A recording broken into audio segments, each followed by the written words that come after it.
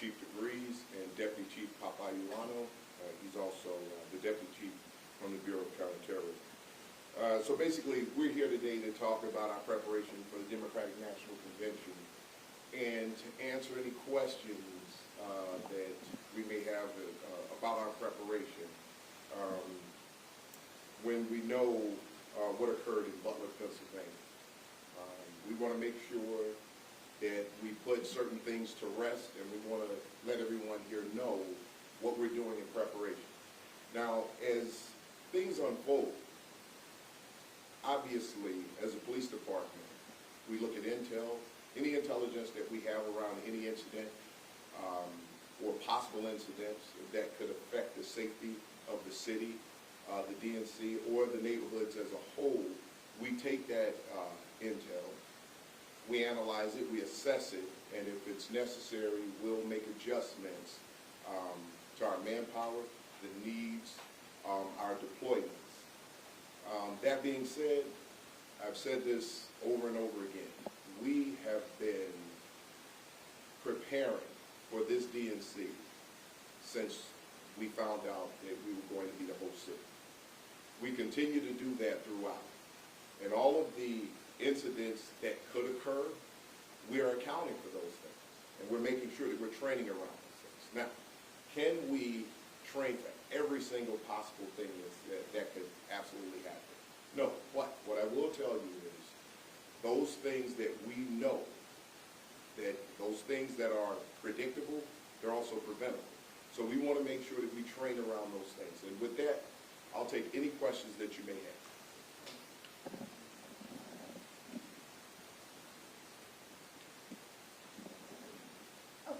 Hi, Casey Furnace from Fox 32.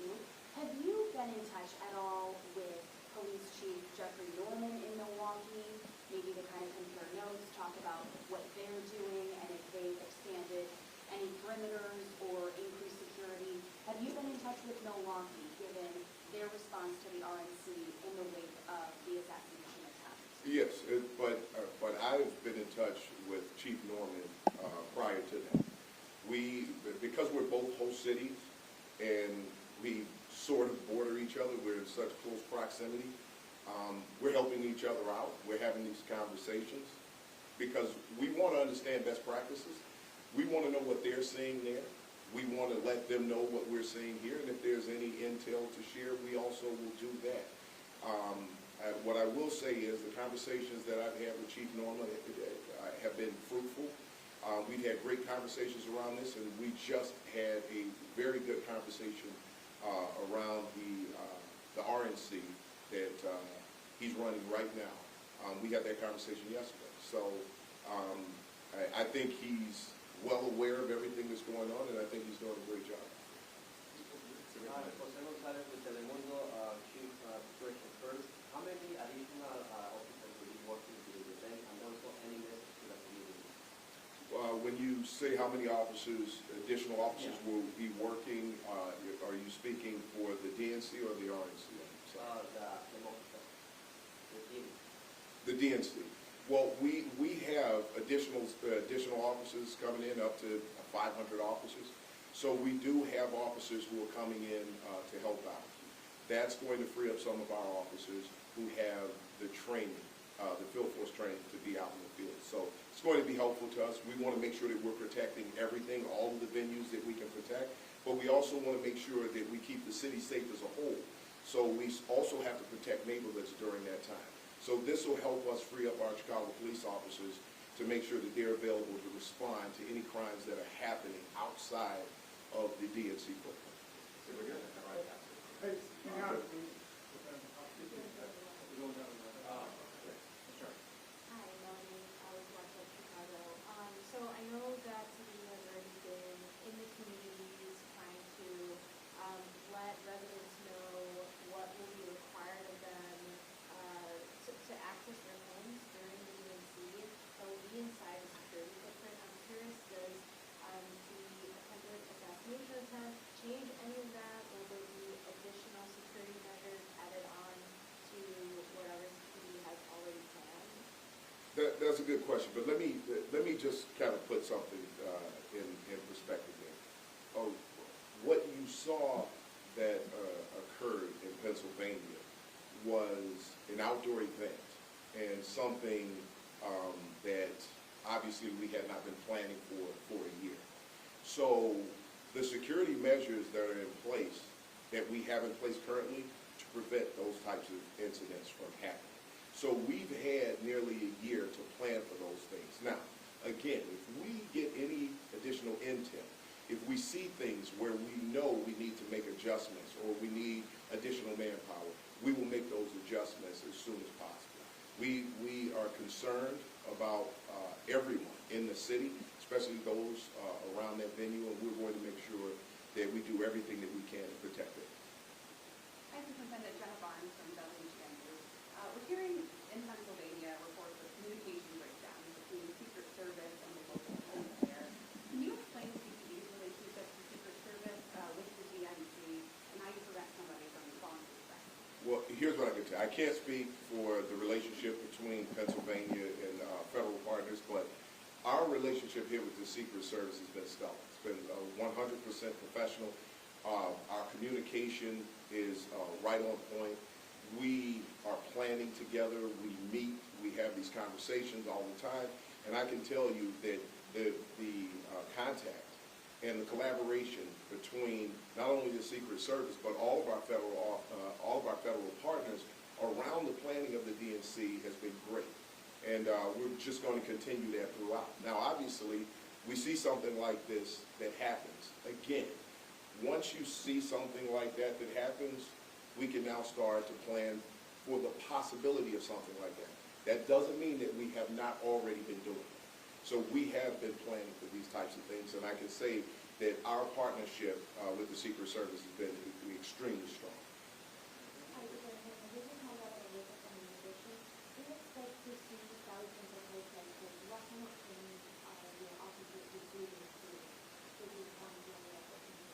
All of our officers have gone through over 40 hours of field force training. So that our officers are being trained in platoons to deal with large-scale protests. Now, that training is rooted in the First Amendment and the Fourth Amendment, because those are the two most important things when we're dealing with large-scale protests. Number one, people's rights, their First Amendment rights, to have their voices heard peacefully. And that's what we expect, that's what we hope, and we will allow people to do that. We'll allow allow for the locations for them to do that, and we will respect that as a police department because we're here to protect your constitutional rights. At the same time, when we look at the Fourth Amendment, the possibility of civil unrest and how the officers are going to physically respond to that, where there are crimes being committed, there's vandalism, there's violence, those things that we are not going to tolerate. So that's also part of the training. Now, we're not training our officers to respond physically to individuals because we expect it to happen or that we even want that to happen, because we don't. If we don't have to physically engage with individuals who come here and just want to have their voices heard, that's a win for everybody. But we know that there's a strong possibility that that can happen, so we want to make sure that our officers are very well trained to respond to these things in the best way possible, and we're doing it constitutionally. And I will say this again, physical responses to violence and civil unrest on the part of those who come here with plans to damage the city, the reputation of the city, or to hurt people, the response is never going to be pretty, but it will be constitutional.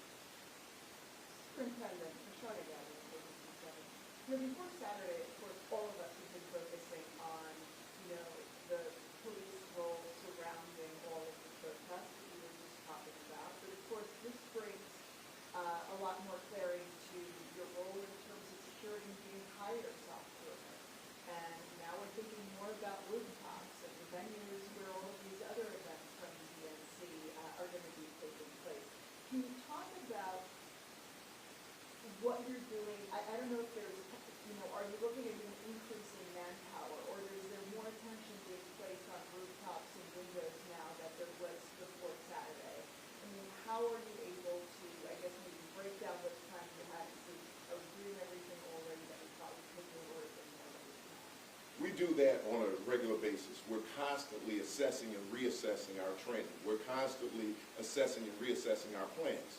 We're looking at everything. What I will tell you is the Secret Service has plans in place to deal with rooftops. I won't get into the details of that, but they communicate that well with us. And here's what I'll tell you. We get The ones in the south perimeter?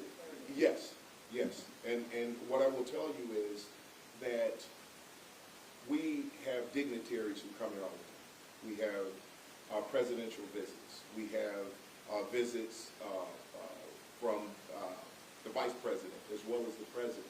And this happens often. And our Bureau of Counterterrorism works very well with our federal partners in making sure that we coordinate that in a way, especially with the motorcade, to make sure that everyone is safe around it. And we do a great job of that. So there's always a heightened sense of awareness when we have dignitaries show up here in Chicago, and we're ready and prepared to deal with the possibility of anything happening here. So our SWAT team works very well with federal partners, and like I said, any intel we get, any information that we get, we'll be ready to work with. I don't know if you can see this in Chicago. Timeline is both customary and not. I think there's probably a couple of those buildings between around the Secret Service and several of those have rooftops. But what can you tell, how do you tell timelines out there really Well, here's the thing about homeowners, right? You're really, as a agent of law enforcement, you're really going to have a hard time telling people that they can't access parts of their home. But we do have communication, and as we go throughout this, we'll continue to communicate more and more to the residents around the location, to the businesses, because that's going to be important moving throughout. Now, until we have the perimeter around the United Center or both the venues, until we have that information, which we'll be releasing, or the Secret Service will be releasing sometimes later on this month, we're going to message around. So we'll be getting more and more messages out to residents and businesses around the city. You have my question?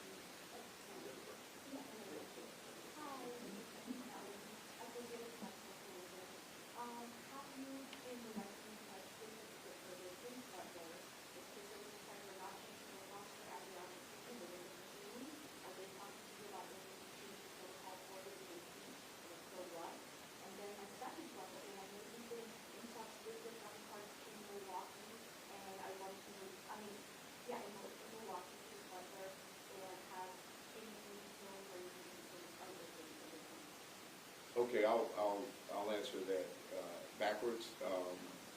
So first of all, let's start with Milwaukee. The conversations that I had out there, that I had with the chief, was just based around his concerns, my concerns, and just having the communication, and then offering any help if at all possible. He has a great handle on what's going on out there. He has had communications with all of the people he's needed to communicate with, and just having that conversation with him, I feel assured that that he's handling things out there the right way.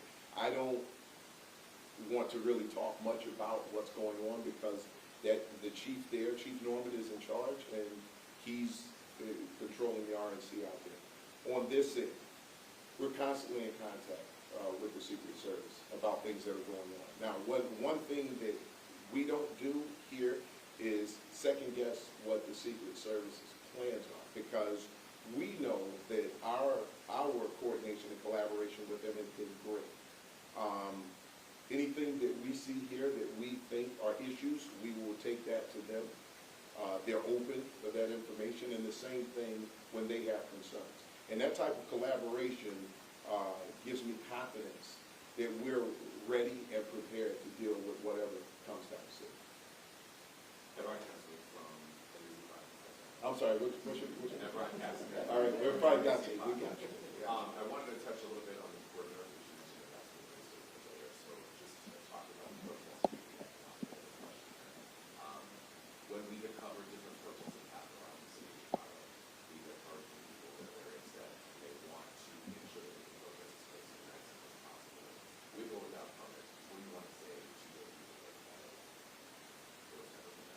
here, what I don't want to do is give any preemptive statements about what someone believes that they want to do or that they're going to do.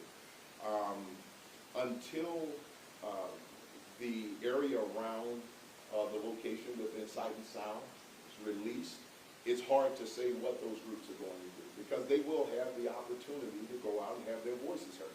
Now, what I will say is this: we have seen protests pop up across this city without permits. We've seen it, and we've responded to those things. And the one thing that I cannot say enough about our Chief of Patrol, John Hine, and all of our officers in patrol who have responded to these protests that pop up. I think they've handled themselves, and I take that back. I know they've handled themselves very well, very professionally, and they've limited clashes with these protesters. And I really have to thank our Bureau of Counterterrorism for helping out with the intel surrounding those events. What I will say is this: our officers will continue to show up. They will continue to respect everyone's constitutional rights. And our officers will also show up if people show up to this city to damage the city, to destroy things, to commit acts of vandalism or violence. And our officers will be prepared for that also. Hopefully people just want to come here, have their voices heard. We can respect that, and we can work with those groups of people. I would rather work with groups of people to make sure that their constitutional rights are protected, their voices are heard. They came here, they did what they wanted to do, and then they leave peacefully. To me, that is the ultimate SNCC. And that's what we're hoping for, and that's how our officers will respond. We will respond to protect people's rights. We will respond to protect the city. And we just want to make sure that we keep it as peaceful as we possibly can. Marie Davis from the news. I think both Chicago and Milwaukee have talked a lot about the $77 million of basketball funding to this nature. Would Saturday, the shooting, does that change all the news and the analysis that Wow, man, that's a loaded question. I can always ask for more money. No, what I will tell you is this: that what we have and what the allocation that we got, we're appropriating that property. Just to cover the needs of the city, to make sure that the city and the residents of this city is safe. Our planning around this is simply about safety. Safety for everyone in the city. So right now, I don't think this is the time to start looking at the need for more resources. This was an incident that occurred at a venue that was outdoors. And although we know all of our dignitaries will be indoors, we still have to protect everything that's on the outside. And we've been training for that. We've been preparing and planning around it. We're going to continue to do that. Thank you very much. Okay, thank you, everybody.